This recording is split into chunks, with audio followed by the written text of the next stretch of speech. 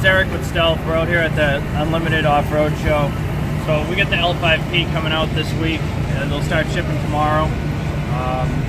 So there's a couple different ways to install it. What I usually use is a long flathead screwdriver and some good needle nose with a couple joints on them. And the first step, you're going to be, removing this air filter tube so that you can see what's going on. And so the sensor is down here between the throttle body and the alternator. And let's see. So that's it right here. Hold on. That's a sensor right there. And so what you can do is you could remove the alternator, or you could remove the throttle body to get better access in there. Or, if you do have the proper tools and you get a little bit of patience, you get in there and you have to release the safety clip, the locking pin. So just like on this connector, there is a locker that keeps it from being released. So you just gotta slide it out, and then you have to squeeze the connector and hook it up. So one end plugs into there, and then the other end plugs in right here into this connector. So the one that's supplied with the module has a little bracket on it that looks like it goes to a hanger. That faces the opposite direction of where the clip snaps onto. And then so now you just run the wire, make sure it's not touching anything, and you can tuck it away neatly. But really there's a nice little pocket over in this area where you can just tuck the module, or you could Velcro it right on here. It's no big deal. And then I took the wire for the switch, and I was able to tuck it up, and I just put it up in my glove box. A lot of people will just leave it right here bundled up under the hood, and all the way to the left is going to be stock, and then as you turn it clockwise or to the right, it's low, medium, and high. Then so once you know that everything's good, just put this back on.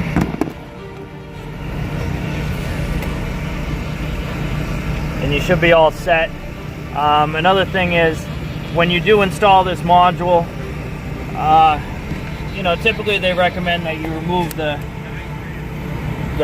negative cable on both the batteries. Really what I do is I just make sure that the truck's fully asleep. The key's not in the ignition, the radio's not on, all the doors are closed, and it's been off for a little while. And usually you can get away with it not throwing a code. But if it does throw a code, then it will just be an interruption in the ECU, the communication.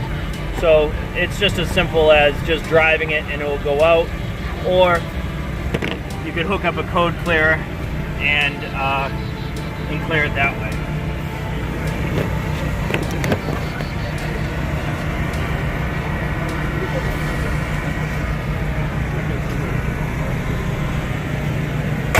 We ran this on the dyno here. We ran a few other trucks too, and these aren't really meant for dyno figures, but we got some really impressive results. We'll be posting some videos and some pictures of it later.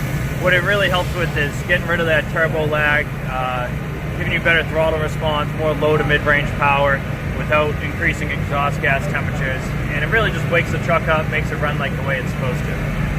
So if you're going to try these out, please follow back up with us with some pictures, some feedback. Let me know what you think about it. Thanks.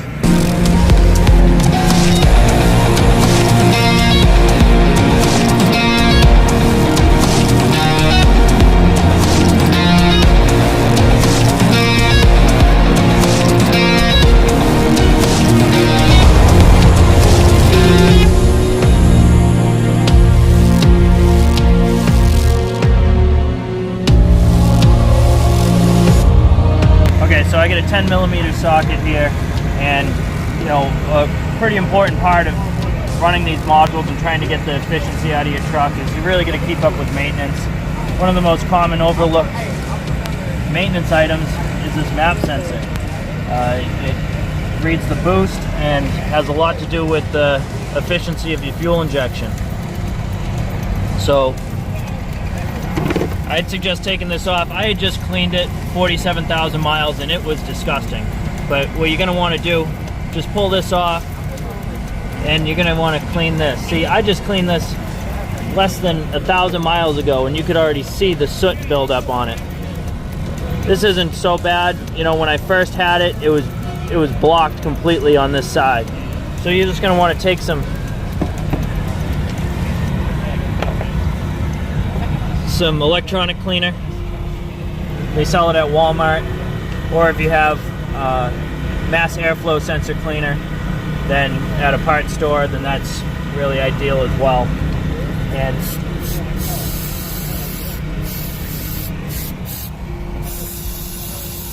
you know, obviously it would be nice if you just took the sensor out and cleaned it out of the vehicle. You just want to make sure it's all clear and let it dry completely. You don't want to get any of the cleaner in the hole.